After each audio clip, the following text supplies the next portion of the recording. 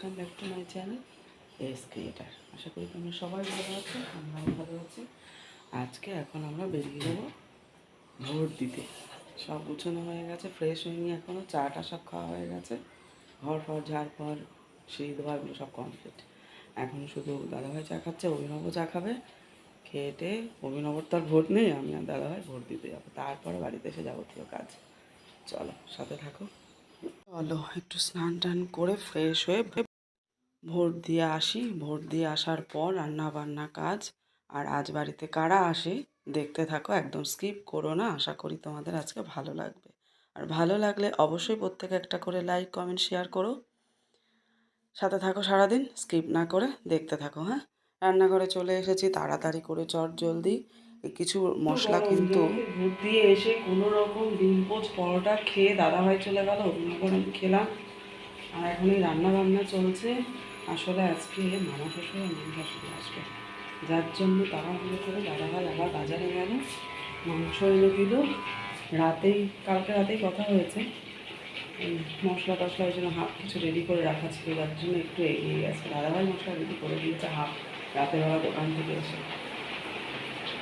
চলো, কারণ রাতেরবেলা ছেলেকে নিয়ে পড়তে বসাবি তো, তখন আর অন্য কিছু করা হয়ে ওঠে না। তাও যেটুকু করে রেখেছে অনেক। আর সকালবেলা ভোট দিয়ে এসে আমার এখন পুষারের ঘন্ট বসানো হয়ে গেছে, ডাল হয়ে গেছে, ভাত হয়ে গেছে। এদিকে ভাতটা আবার একটু বসাতে হবে, ভাত রেডি। বা কাজ বাড়লো। চলো আবার পরে দেখা হচ্ছে তোমাদের সাথে। বাইরে প্রচণ্ড রোদ, আজকে প্রচণ্ড গরম। ভোট দিতে গিয়ে দেরি হয়ে গেছে, মেশিন খারাপ হয়ে গেছিলো, যার জন্য দেরি। চলো।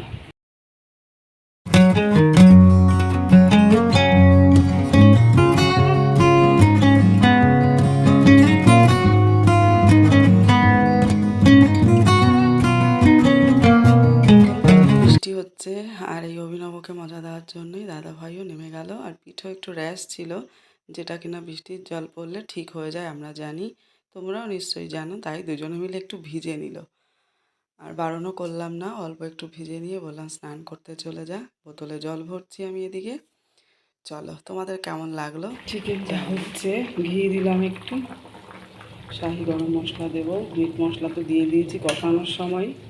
ম্যারিনেট করে রেখেছিলাম আজকে, শর্ট টাইমে তো সব মশলা দিয়ে, পেঁয়াজ অল্প দিয়ে ম্যারিনেট করে রেখেছিলাম। তারপরে তেলের ওপরে বাকি পেঁয়াজ দিয়ে, পেঁয়াজটা একটু ব্রাউন কালার হয়েছে, তখন মাংসটা পুরো দিয়ে দিয়েছি।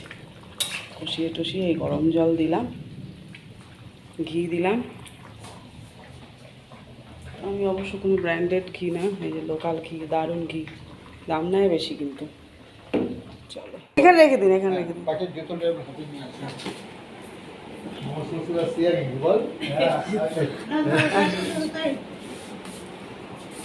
ঘরে নিচে না, আমি সবাইকে ফোন করে বলছি বৃষ্টির পরে আমি আসবো।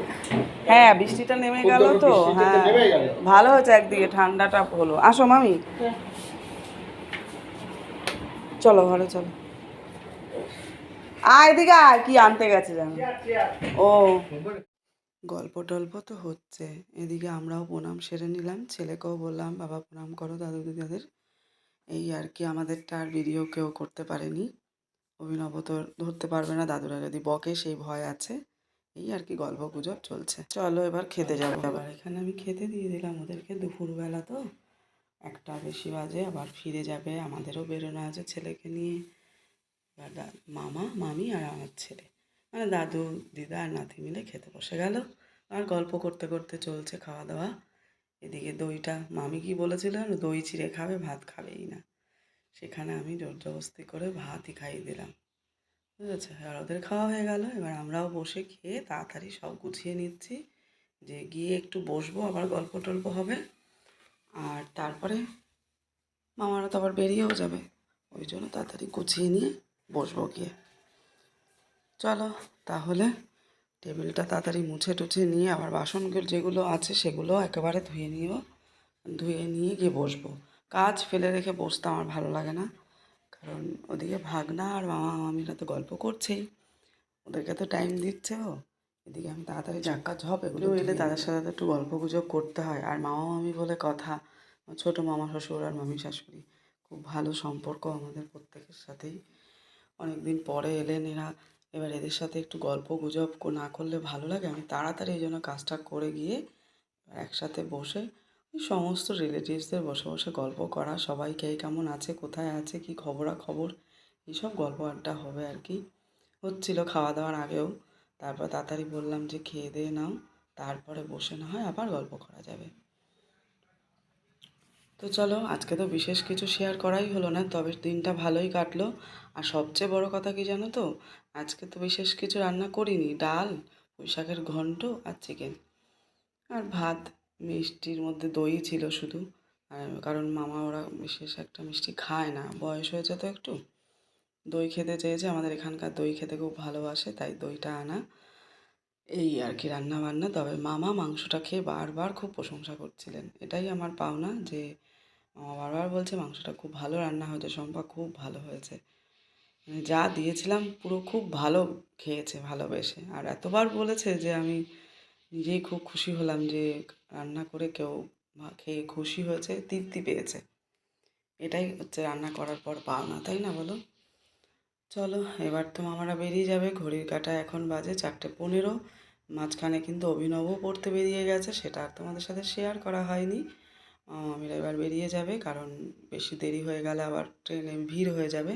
কারণ মামি আবার ট্রেনে ওঠানামা করতে খুব অসুবিধা হয়, ভারী মানুষ তো, বুঝতেই পারছো, বয়সও হচ্ছে। আর মসলন্দপুরে ট্রেনে ওঠানামা করা এমনি মানুষই প্রত্যেক দিনই দেখতে পাই, কারো না কারো কিছু না কিছু হয়, যার জন্য এই ট্রেনটা একটু ফাঁকা পাবে, তাই বেরিয়ে যাবে। এদিকে মামি দেখছে কারি পাতা গাছ। আমাদের বাড়িতে তো ভীষণ বিভিন্ন রকমের গাছ আছেই, তোমরা দেখেছো। এদিকে কারি পাতা গাছ আছে, পাতা ছিঁড়ছে, তখন আমরা বললাম একটা চারা নিয়ে নাও মামি, ফ্ল্যাটে থাকে তো, একটা ছোটো টবে লাগিয়ে দেবে। তখন ওই তুলে দুটো মামা নিয়ে নিল ব্যাগের মধ্যে। আর এই গল্প গুজব হচ্ছে, বলা হচ্ছিল যে সাথে থাকো শ্বশুরের কথাও, যে দাদাও এলে এখান থেকে গাছ টাছ নিয়ে যায়, নিয়েও আসে আমাদের জন্য। গ্রিন টি গাছ দাদা এনে দিয়েছিল, চলে গেল, ওদের একটু এগিয়ে দিলাম।